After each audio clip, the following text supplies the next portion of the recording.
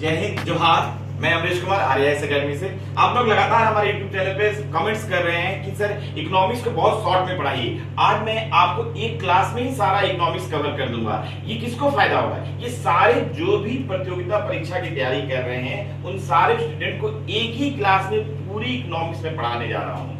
और आप लोग देखिएगा, अगर ये एक क्लास का जो आप रिकॉर्डिंग सुनिएगा इसको तो आप देखिएगा कि कोई भी कोचिंग करने की आपको जरूरत नहीं है। कहीं भी अगर आप कोचिंग कर रहे हैं तो इमीडिएटली छोड़ दीजिए, और कोई बुक पढ़े तो भी पढ़ना छोड़ दीजिए, और कोई मैगजीन पढ़े वो भी पढ़ना छोड़ दीजिए। आपको एक ही क्लास में जो प्रश्न आपको आने वाले हैं वो सारा मैं बताने जा रहा हूँ। अब आप देखिएगा कैसे बताने जा रहा हूं। तो आप केवल 15 से 20 मिनट का ये वीडियो देखिएगा तो आपको कभी भी अर्थव्यवस्था पढ़ने की जरूरत नहीं पड़ेगी किसी प्रतियोगिता परीक्षा के लिए। और जेएसएससी सीजीएल वालों के लिए रामबाण की तरह काम करेगा। आप पहले ध्यान दीजिए कि कैसे मैं आपको अर्थव्यवस्था पढ़ा रहा हूं। जो महत्वपूर्ण तथ्य हैं, जो महत्वपूर्ण चीजें हैं वो मैं बता दूंगा आपको इसी एकमात्र वीडियो में। आप देखना शुरू कीजिए। सबसे पहले कि भारत की अर्थव्यवस्था कैसी अर्थव्यवस्था है, तो ये मिश्रित अर्थव्यवस्था है, मिक्स्ड इकोनॉमी है, और ये विकासशील अर्थव्यवस्था। ये बहुत बार प्रश्न पूछा जाता है। दूसरा महत्वपूर्ण चीज है कि नई आर्थिक नीति कब आई। नई आर्थिक नीति 1991 में 1991 में आई, और ये है लिबरलाइजेशन, प्राइवेटाइजेशन, ग्लोबलाइजेशन, एलपीजी बोलते हैं। उदारीकरण, निजीकरण और वैश्वीकरण। उस समय जो है प्राइम मिनिस्टर कौन थे? पीवी नरसिम्हा राव थे। और जो है वित्त मंत्री कौन थे? मनमोहन सिंह थे। आप लोग ध्यान दीजिएगा, वित्त मंत्री मनमोहन सिंह थे। इसके बाद हम लोग देखते हैं reserve bank of India. Reserve bank of India जो है कब बना? 1935 में बना। और इसका राष्ट्रीयकरण कब किया गया? तो 1 जनवरी 1949 को आपको इसका राष्ट्रीयकरण, नेशनलाइज कर दिया गया। ये मौद्रिक नीति लाती है। Reserve bank of India monetary policy लाती है। मॉनेटरी पॉलिसी से होता क्या है? मॉनेटरी पॉलिसी से आपको मुद्रास्फीति, इन्फ्लेशन या महंगाई पे नियंत्रण किया जाता है। ये बहुत ही महत्वपूर्ण है। और ये जो है मॉनेटरी पॉलिसी में क्या क्या चीजें होती है? 6 महत्वपूर्ण चीजें होती हैं। सबसे महत्वपूर्ण होता है बैंक रेट। ये जो करंट जो बैंक रेट है 4.25 है, और सीआरआर कितना है? 4% है, और एसआरआर आपको 18% है, और रेपो रेट 4% है, रिवर्स रेपो रेट 3.35% है, और मार्जिनल स्टैंडर्ड फैसिलिटी रेट जो है आपको 4.25% है। ये आप लोग ध्यान रखिएगा, तो आपको जो है रिजर्व बैंक की ये मौद्रिक नीति जो करंट में अभी चल रही है वो हो जाएगा आपका प्रश्न। दूसरा है कि रिजर्व बैंक ऑफ इंडिया के काम क्या है? तो रिजर्व बैंक ऑफ इंडिया जो है 1 रुपए का नोट और सिक्कों को छोड़कर सारे महत्वपूर्ण जो है नोट को छापता है। दूसरा है मुद्रा के विनिमय दर को नियंत्रित करता है। मुद्रा के विनिमय दर को, यानी भारत का रुपया दूसरे देश की रुपया करेंसी से कैसे बैलेंस है उसको नियंत्रित करता है, और साख प्रबंधन करता है, और ये सभी बैंकों का बैंक होता है। और रिजर्व बैंक जो है भारत, रिजर्व बैंक का गवर्नर जो है विश्व में भारत का रिप्रेजेंटेटिव रहता है, जहां भी आपको मॉनेटरी टर्म्स में जो भी ऑर्गेनाइजेशन है। और ये भारत के महत्वपूर्ण चीजों का ऑक्शन भी करता है, नीलामी भी करता है। रिजर्व बैंक ऑफ इंडिया के बहुत महत्वपूर्ण कार्य हैं। एक बहुत महत्वपूर्ण चीज है कि रिजर्व बैंक ऑफ इंडिया में एक अध्यक्ष और 4 उपाध्यक्ष रहते हैं। आप अध्यक्ष और 4 उपाध्यक्ष का नाम याद कर लीजिएगा करंट से। इसके बाद हम लोग देखते हैं सबसे महत्वपूर्ण है नियोजन, प्लानिंग। प्लानिंग हम लोग देख रहे हैं कि आपको 1934 में एमएस विश्वेश्वरैया ने सबसे पहले प्लानिंग के लिए एक बुक लिखी थी, plan economic of Bharat, economic of India. उसके बाद हम लोग देखते हैं कि 1938 में जो है जवाहरलाल नेहरू जो नियोजन समिति के आपको अध्यक्ष हुए। 1944 में जो है आपको बॉम्बे प्लान आया 8 उद्योगपतियों के द्वारा। तो इस तरह से जो है आपको एम एन राव ने जो है गांधीवादी योजना दिया था। आपको ये सब चीजें आपको देखनी होंगी। तो ये इसके बाद जो है नियोजन जो है हम लोग मेन शुरू करते हैं कि आपको नियोजन हम लोग पंचवर्षीय योजना कहां से लिए? पंचवर्षीय योजना हम लोगों ने सोवियत रूस से लिया।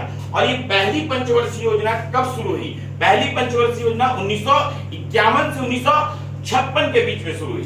तो पंचवर्षीय योजना के लिए जो है योजना आयोग बनाया गया। तो योजना आयोग कब बना?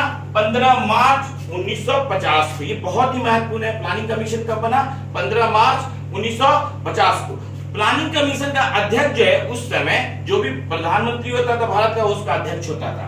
और प्लानिंग कमीशन गैर संवैधानिक संस्था है, क्योंकि ये आपको संविधान में इसका उल्लेख नहीं है, और ये सलाहकारी संस्था थी। इसके बाद हम लोग देख रहे हैं राष्ट्रीय विकास परिषद, नेशनल डेवलपमेंट काउंसिल। ये जो है 8 अगस्त 1952 को बना। पंचवर्षीय योजना बनने के बाद, योजना आयोग के द्वारा बनने के बाद जो है ये नेशनल डिफेंस डेवलपमेंट काउंसिल में आता था, यहां से पास होती थी पंचवर्षीय योजना। तीसरे से हम लोग देख रहे हैं कि पंचवर्षीय योजना शुरू हुई, पहली पंचवर्षीय योजना 1951 से 1956 के बीच में शुरू हुआ।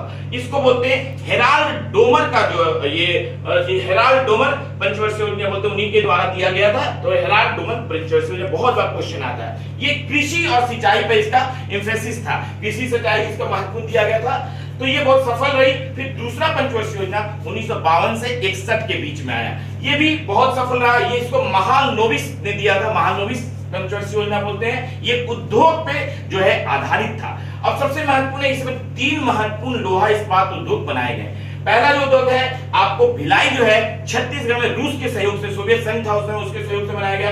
राउरकेला जो है जर्मनी के सहयोग, ये उड़ीसा में है, जर्मनी के सहयोग से बनाया है। दुर्गापुर जो है ये ब्रिटेन के सहयोग से बनाया, जो पश्चिम बंगाल में। 3 महत्वपूर्ण लोहा इस्पात उद्योग बने आपको द्वितीय पंचवर्षीय योजना में। और 2 महत्वपूर्ण चीजें हुई, जैसे डीवीसी दामोदर वैली गारती परियोजना जो है 1948 में बना, और बरौनी जो है रिफाइनरी जो है 1951 में बना, 1951 में। ये भी प्रश्न आते हैं आपको। फिर हम लोग देख रहे हैं तीसरी पंचवर्षीय योजना, बहुत ही महत्वपूर्ण है। इसमें कृषि और उद्योग दोनों को शामिल कर दिया गया, लेकिन इसमें बहुत सारी चीजें आपको ऐसी अनिश्चितताएं आई जिससे कि ये पंचवर्षीय योजना पूरी तरह असफल हो गया। इसमें सबसे महत्वपूर्ण 1962 में भारत चीन युद्ध हुआ, उसके बाद 1965 में भारत पाकिस्तान युद्ध हुआ, उसके बाद हम लोग देख रहे हैं 1966 में अकाल पड़ गया। 3 कारणों से जो है बहुत ही ये पंचवर्षीय योजना खराब हो गई। इसलिए सरकार को जो है मुद्रा का अवमूल्यन करना पड़ा। मुद्रा अवमूल्यन क्या है?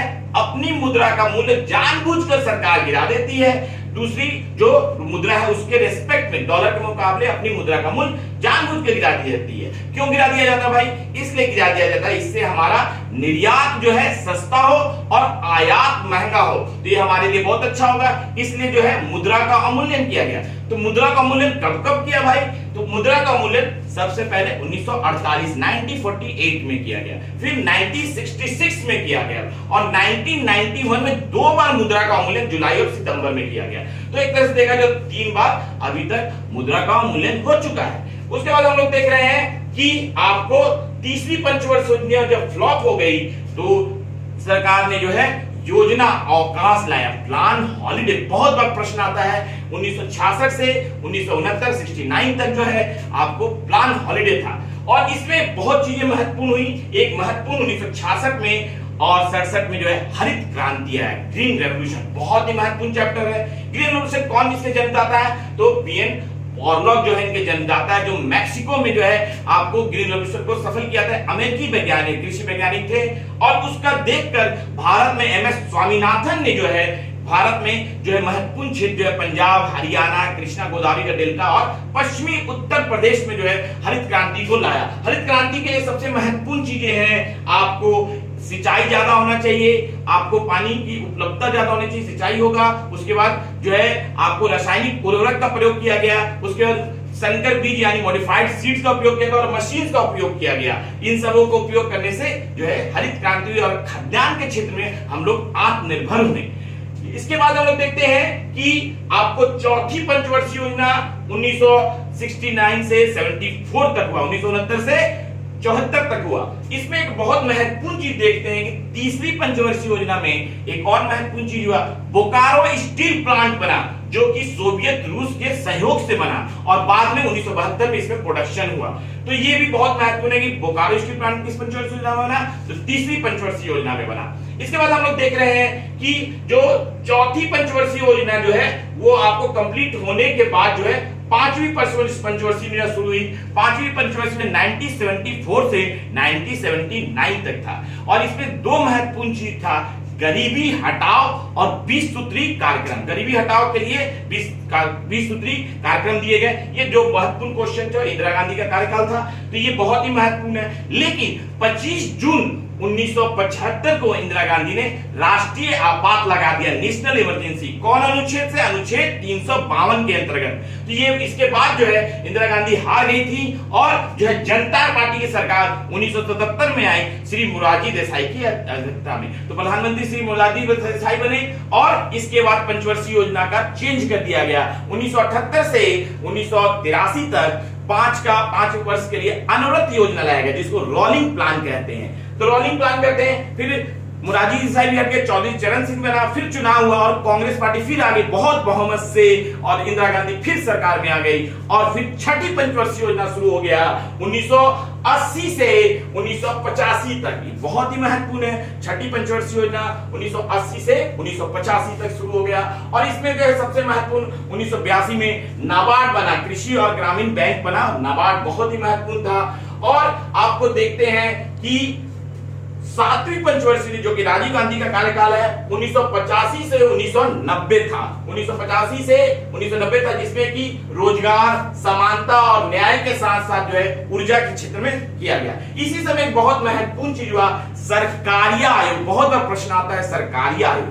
सरकारी आयोग 1983 में बना था, और ये जो है आपको केंद्र और राज्य के बीच संबंध स्थापित करने के लिए बना था। ये बहुत महत्वपूर्ण क्वेश्चन है, ये हमेशा आता है। यहीं पे मैं एक चीज बता देता हूं कि 9 जून 1900 में जो है आपको बिरसा मुंडा की मृत्यु हुई थी हैजा के कारण। तो ये 9 जून बहुत ही फेमस है। 9 जून 1900 जो है कि बिरसा मुंडा की मृत्यु हुई थी, ये याद रखिएगा, हैजा के कारण, कोलेरा के कारण। फिर हम देख रहे हैं 8वीं पंचवर्षीय योजना शुरू हो जा रही 1992 से 1997 तक। अब 2 साल जो है 90 से 92 तक जो गैप हुआ, इसमें जो है भारत बहुत ज्यादा आर्थिक संकट से गुजर रहा था, इकोनॉमिक क्राइसिस से गुजर रहा था। इसके क्या कारण थे? सबसे महत्वपूर्ण, अमेरिका ने कुवैत पर आक्रमण कर दिया था। ये बहुत ही आपको जो है इराक और कुवैत का युद्ध हुआ था, और अमेरिका ने कुवैत को बचाने के लिए इराक पर आक्रमण कर दिया था। तो ये बहुत महत्वपूर्ण, इससे तेल की कीमतें बहुत ज्यादा बढ़ गई थी। दूसरा जो है भारत का राजकोषीय घाटा बहुत ज्यादा बढ़ गया, फिजिकल डिफिसिट बहुत ज्यादा बढ़ गया, और भारत के पास मात्र 2 सप्ताह के आयात करने के लिए विदेशी मुद्रा थी। इसलिए भारत को लोगों सारे विश्व की विकसित देश और विदेशी जो वित्तीय संस्था उन्होंने राय दी और दबाव डाला कि अपने इकोनॉमी में सुधार लाए। इसलिए 1991 में नई आर्थिक नीति लाया गया, जिसकी मैंने पहले चर्चा की थी आपको। तो नई आर्थिक नीति 1991 में आया, जिसमें एलपीजी, लिबरलाइजेशन, प्राइवेटाइजेशन, ग्लोबलाइजेशन, उदारीकरण, निजीकरण और आपको वैश्वीकरण। तो उदारीकरण और निजीकरण जो होने के कारण जो है आपको निजीकरण होने के कारण जो एमआरटीपी एक्ट था 1969, इसको हटा लिया गया, और लाइसेंस भी सब क्षेत्रों से हटा दिया गया। मात्र जो है 5 उद्योग के लिए लाइसेंस लेते हैं। याद रखिए, केवल 5 ही उद्योग के लिए लाइसेंस लेने की प्रावधान है अभी, और सरकारी क्षेत्र में मात्र 2 ही उद्योग हैं, एक है रेलवे और दूसरा है परमाणु उद्योग। तो इस तरह से देखते हैं कि पूरा सब चीज प्राइवेटाइजेशन है। प्राइवेटाइजेशन में 2 चीज और महत्वपूर्ण है, एक है एक्विजिशन और मर्जर। अगर किसी के साथ मिलकर कंपनी चल रही है तो मर्जर है, और कंपनी को पूरा ले लिया तो एक्विजिशन है। ये भी आप प्राइवेटाइजेशन में देखिएगा। और 2 चीज है आपको बीपीओ और केपीओ। बीपीओ है बिजनेस प्रोसेसिंग आउटसोर्सिंग, जो भी चीजें डाटा आती है उसको यूज करते हैं, उसको बिजनेस प्रोसेसिंग आउटसोर्सिंग कहते हैं। और केपीओ जो नॉलेज प्रोसेसिंग होता है, जैसे वकील हुआ, टीचर हुआ या डॉक्टर हुआ, उसका जो है कि डाटा को लेन देन करते हैं, तो नॉलेज प्रोसेसिंग आउटसोर्सिंग होता है। ये आप 2 चीजें आप देखिएगा। फिर आप इससे देखिएगा ई कॉमर्स भी बढ़ गया, आपको ऑनलाइन जो है लेन देन शुरू हो गया, तो ई कॉमर्स भी शुरू हो गया। ये भी बहुत महत्वपूर्ण आपको 8वीं पंचवर्षीय योजना में देखा गया। इसके बाद हम देखते हैं 9वीं पंचवर्षीय योजना, जो 1997 से 2002 के बीच में था। इसमें देखिए न्यायपूर्ण वितरण, जस्टिस डिस्ट्रीब्यूशन है, न्यायपूर्ण वितरण, समानता और विकास के साथ, समानता विकास के साथ लक्ष्य रखा गया। 10वीं पंचवर्षीय योजना 2002 से 2007 के बीच में था। इसमें जो है प्रति व्यक्ति आय को दुगना करने का प्रयास किया गया, पर कैपिटा इनकम डबल करने का, और गरीबी और बेरोजगारी को समाप्त करने का प्रयास किया गया। फिर 11वीं पंचवर्षीय योजना 2007 से 2012 के बीच में था। इसमें तीव्रतम एवं समावेशी विकास, इंक्लूसिव ग्रोथ था और फास्टर था। फिर 12वीं पंचवर्षीय योजना 2012 से 2017 के बीच में था। ये भी समावेशी और धारणीय योजना है, सस्टेनेबल डेवलपमेंट जो है करने का इसमें बात किया गया, और 5 करोड़ रोजगार देने का बात किया गया, और गरीबी को 10% तक लाने का प्रयास किया गया। तो ये आपको 12 पंचवर्षीय योजना हम लोगों ने पढ़ा, जो कि 2012 से 2017 में खत्म हो गया। इसके बाद अब पंचवर्षीय योजना नहीं बनाया जाता है। क्यों? क्योंकि अब योजना आयोग के जो है जगह जो है नया चीज आ गया है, नीति आयोग। नीति आयोग का फुल फॉर्म है नेशनल आपको इंटीग्रेशन ट्रांसफर इंडिया। तो ये आप राष्ट्रीय भारत परिवर्तन संस्थान, तो ये आपको बहुत महत्वपूर्ण है, नेशनल इंटरेक्शन ट्रांसफॉर्मेशन इंडिया। तो ये आपको नीति आयोग जो बहुत महत्वपूर्ण है, जो कि 1 जनवरी 2015 को हुआ। 1 जनवरी 2015 को नीति आयोग का गठन किया गया। और अब देख रहे हैं कि इसके बाद हम देख रहे हैं 12वीं पंचवर्षीय योजना हो गया। और ये रेलवे में सबसे ज्यादा जो है लोग इन्वॉल्व है सरकारी, जिसमें 13 लाख से ज्यादा लोग रेलवे में हैं। और सूती कपड़ा जो है कृषि आधारित सबसे ज्यादा रोजगार देने वाला उद्योग है। अब देखिए संगठित क्षेत्र में कितने प्रतिशत लोग हैं, केवल मात्र संगठित क्षेत्र में 14% रोजगार है और असंगठित क्षेत्र में 86% रोजगार दिया हुआ है। शेयर मार्केट में हम लोग देखते हैं कि 1875 में बॉम्बे स्टॉक एक्सचेंज जो है आपको बना है, आपको 1825 में बीएससी बोलते हैं। इसका सूचकांक जो है सेंसेक्स है, जो 30 कंपनियों को आधार करके बना है। उसके बाद हम लोग देखते हैं दूसरा 1992 में एनएससी नेशनल स्टॉक एक्सचेंज, ये जो है आपको 1992 में 1992 में बना और इसका जो सूचकांक है निफ्टी 50, जो 51 कंपनी इसमें आपको शामिल है। इसके बाद यूटीआई जो है 1964 में बना, यूनिट ट्रस्ट ऑफ इंडिया। और आईसीआईसीआई जो है 1955 में बना। और डब्ल्यूटीओ जो है वर्ल्ड ट्रेड ऑर्गेनाइजेशन, जिसका हेडक्वार्टर जेनेवा है, ये बना 1 जनवरी 1995 को। डब्ल्यूटीओ को पहले गैट बोलते हैं, GATT 1948 में बना था।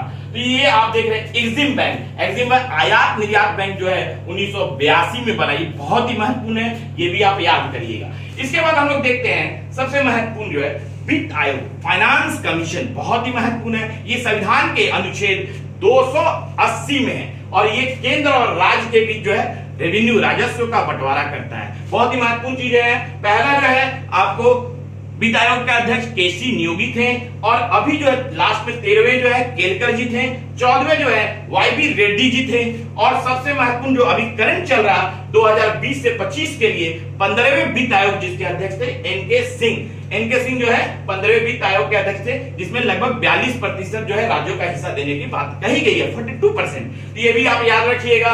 इसके बाद हम देखते हैं कि हम अभी जो है हमारे देश में 11 महारत्न कंपनियां हैं और 13 नवरत्न कंपनियां हैं। तो 11 जो है महारत्न कंपनियां हैं, जिसकी अपनी जो है जो पर ये जो है टर्नओवर रहता है और डिपॉजिट रहता है, उसके आधार पर इसको बनाया जाता है। महारत्न कितने हैं? 11 और 13 जो है नवरत्न कंपनियां हैं। इसके बाद हम लोग देख रहे हैं बैंक जो है 1921 में जो है इंपीरियल बैंक ऑफ इंडिया बना।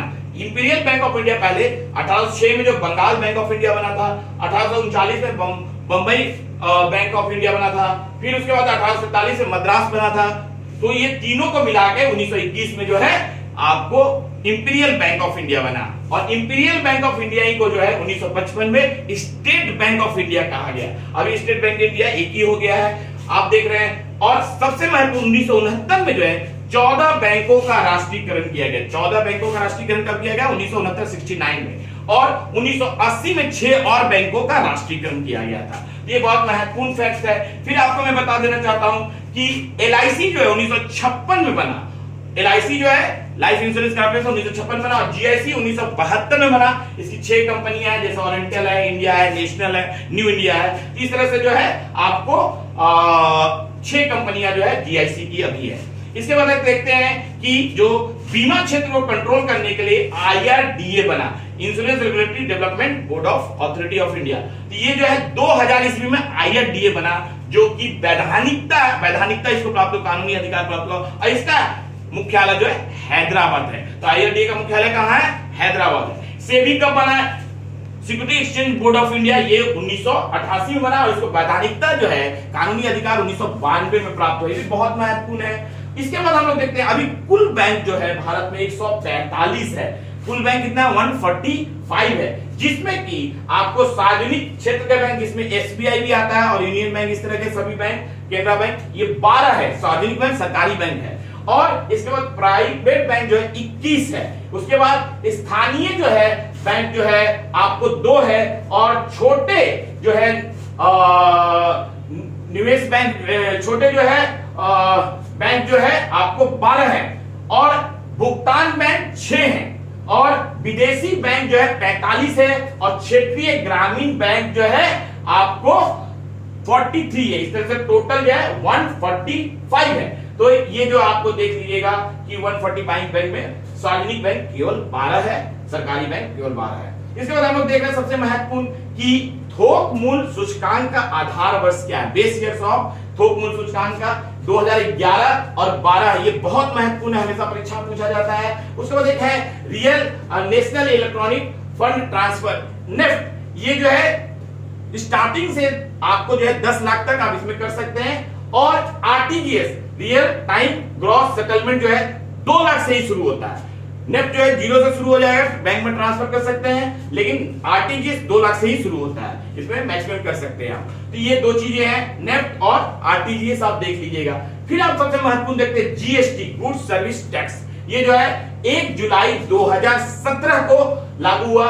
इसमें ऐसे तो 4 दर बोला जाता है, लेकिन जीरो लेके 5 दर हो जाता है। 0 5%, 12%, 18% और 28%। तो ये 5 दर आपको जो है जीएसटी का है। और ये जो है संविधान के 101वें संविधान संशोधन से इसको लाया गया। जीएसटी 3 प्रकार के होते हैं, एक जो सेंट्रल जीएसटी, स्टेट जीएसटी, और जो कंबाइंड जीएसटी सेंट्रल और स्टेट दोनों मिला के ये 3 प्रकार के जीएसटी होते हैं। बजट तो है अनुच्छेद 112 आर्टिकल में 112 में बोलते हैं, जिसको वार्षिक वित्तीय विवरण बोलते हैं। और ये जो है 1860 में सबसे पहले जेम्स मिल ने लाया था आपको भारत में, और 1924 में एकवर्थ कमेटी के रिपोर्ट से जो है आपको जनरल बजट से रेल बजट को अलग कर दिया गया था। बाद में अभी जो है 1 फरवरी 2017 को फिर रेल बजट और जो है आपको जनरल बजट को एक कर दिया गया। स्वतंत्र भारत में सबसे पहले जो है बजट लाए सन्मुख सेठी ने 26 नवंबर 1947 को, याद रखिएगा। इसके बाद कुछ समितियां हैं जो परीक्षा में आपको आती हैं, वो समितियां किससे संबंधित है वो मैं बताने जा रहा हूं। मल्होत्रा कमेटी जो है बीमा क्षेत्र से, इंश्योरेंस से संबंधित है। तारापुर कमेटी पूंजी खाता में परिवर्तनशीलता से संबंधित है, बहुत महत्वपूर्ण क्वेश्चन आता है। सच्चर कमेटी मुस्लिम लोगों के सुधार से संबंधित है। और गायपुरिया कमेटी बैंक क्षेत्र में सुधार, बैंक ग्राहक सुधार के लिए, बैंकिंग क्षेत्र में ग्राहक सुधार के लिए है। और महालनोबिस कमेटी जो है राष्ट्रीय आय के लिए है। और तेंदुलकर कमेटी गरीबी से है। और चलैया कमेटी कर सुधार से है। और मीरा सेठ कमेटी हथकरघा से है। और नरसिम्हम कमेटी बैंकिंग क्षेत्र से है। और सरकारी आयोग पहले भी मैंने बताया था 1983 में केंद्र और राज्य के बीच संबंध से है। और आपको दाता वाली कमेटी जो है आपको बेरोजगारी से है। तो ये कुछ महत्वपूर्ण कमेटियां हैं जिसको कि आप याद कर लीजिएगा। फिर एक बहुत महत्वपूर्ण चीज है, वर्ल्ड बैंक और आईएमएफ दोनों 1945 में बना, और एक ब्रेटन वुड सम्मेलन से बना था ये। और ये दोनों का हेडक्वार्टर वाशिंगटन डीसी है, याद रखिएगा। और सार्क जो है 1985 में बना ढाका में, और इसका हेडक्वार्टर काठमांडू में है। और इसमें 8 देश हैं। और आसियान जो है 1967 में बना था बैंकॉक थाईलैंड में, और इसमें 10 देश हैं। और इसका हेडक्वार्टर जो है इंडोनेशिया की राजधानी जकार्ता में है। तो ये मैंने बहुत जो भी महत्वपूर्ण चीज जो एग्जाम में आ सकते थे उसको मैंने बताया। एक बहुत महत्वपूर्ण चीज है एफडीआई और FPI, portfolio investment. Portfolio investment और विदेशी प्रत्यक्ष निवेश में सबसे अच्छा है विदेशी प्रत्यक्ष निवेश, यानी एफडीआई अच्छा होता है, गुड होता है। क्यों? क्योंकि डायरेक्ट इन्वेस्टमेंट होता है। और पोर्टफोलियो इन्वेस्टमेंट जो कि शेयर मार्केट आपको जो है और ये सब चीज में मनी बिल और बॉन्ड में निवेश होता है, जब भी चाहे निकाल लेंगे। तो एफडीआई अच्छा होता है, पोर्टफोलियो इन्वेस्टमेंट खराब होता है। तो ये देखेंगे पोर्टफोलियो एफडीआई सबसे ज्यादा हमारे देश में अभी कौन कर रहा है? सिंगापुर कर रहा है, उसके बाद अमेरिका कर रहा है, उसके बाद मॉरिशस कर रहा है। और किस देश राज्य में सबसे ज्यादा एफडीआई आया?